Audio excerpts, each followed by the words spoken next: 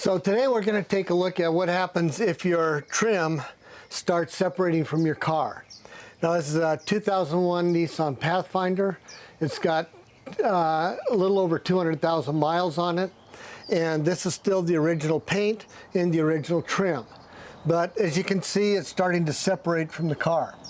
So the first thing you want to do is determine how far back you need to go. What you want to do is you want to pull it out very gently, not very hard, because you can completely peel this off of here if you're not careful.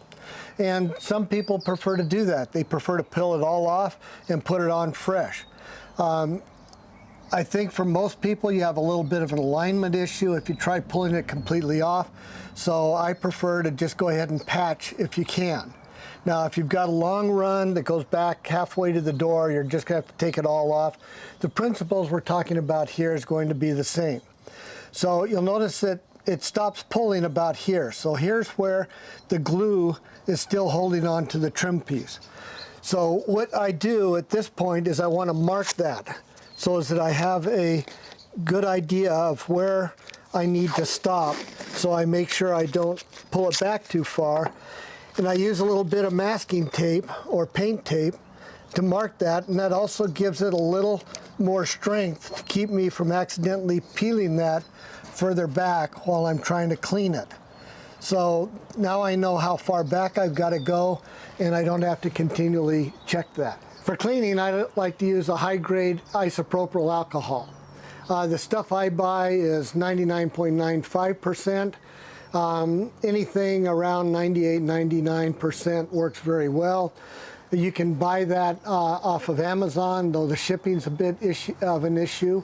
You can also go down to like Granger or other places like that and purchase it there. So I'm now going to work on cleaning on the car body, then I'll work on cleaning the inside here. You have to have them very clean in order for the glue to stick well. So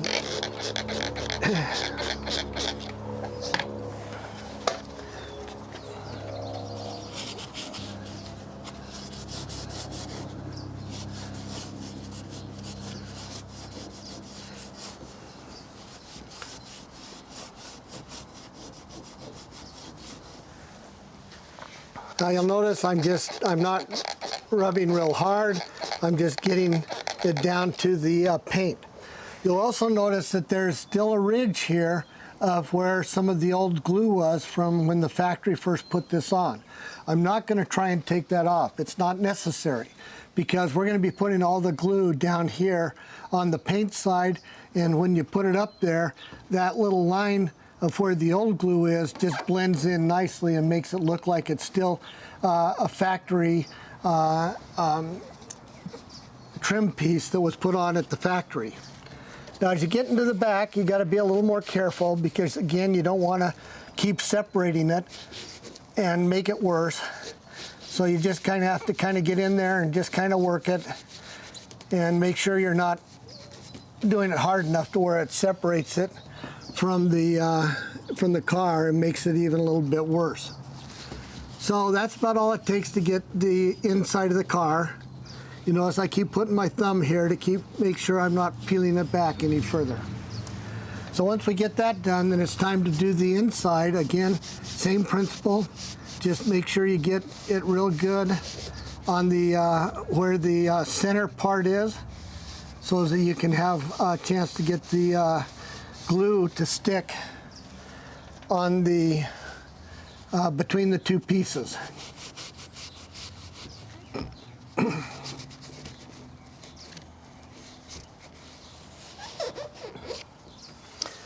So you'll notice now that the dirt is not very prominent on the paper towel here. So I think we've about got it. So we're going to go ahead and say that we've got it clean enough to be able to go ahead and start putting the glue on. Now, you can get a number of different glues. The one I prefer at this point is made by 3M. It's just called Plastic Emblem and Trim Adhesive, and it's made for doing exactly what we're working on here. It's good and strong. I've used it before. It dries quick. It takes like about 30 minutes for it to completely dry. Now, the trick to this is that you don't want to put it on too thick. If you put it on too thick, it's going to run out through the sides and it's going to get on your car body and it's going to make things look really yucky and it's hard to get off. So the trick that I use is to use toothpicks.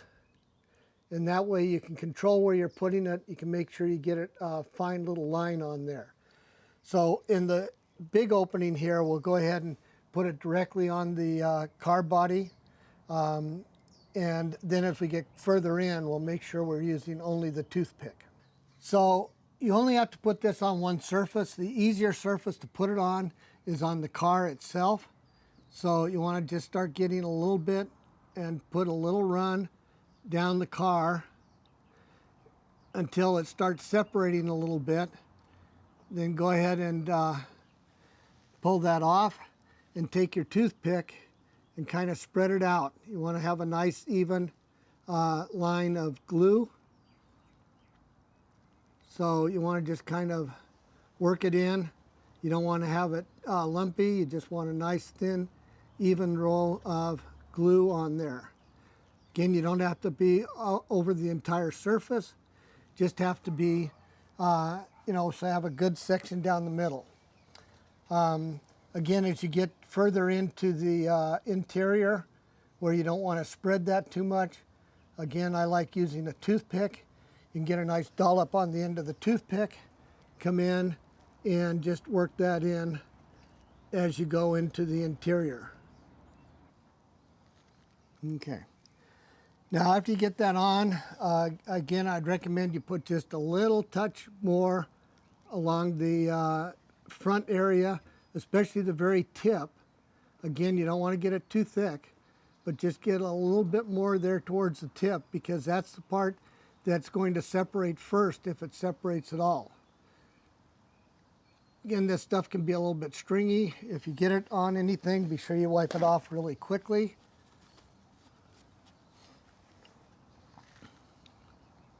Again, I'm going to make sure we got it all the way up there at the front. Okay, so once you're there, carefully position your piece, press it on nice and tight, hold it for a little bit.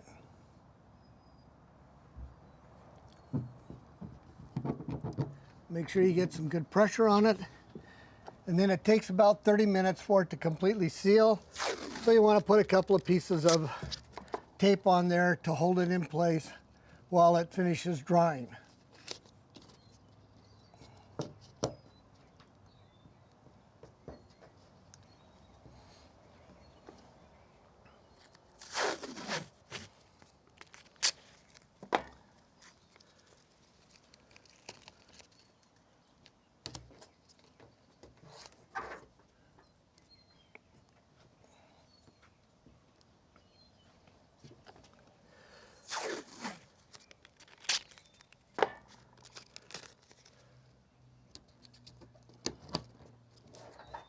All right, so in about 30 minutes, we'll be able to take that tape off and our trim piece will be on there good and solid and we'll be good to go.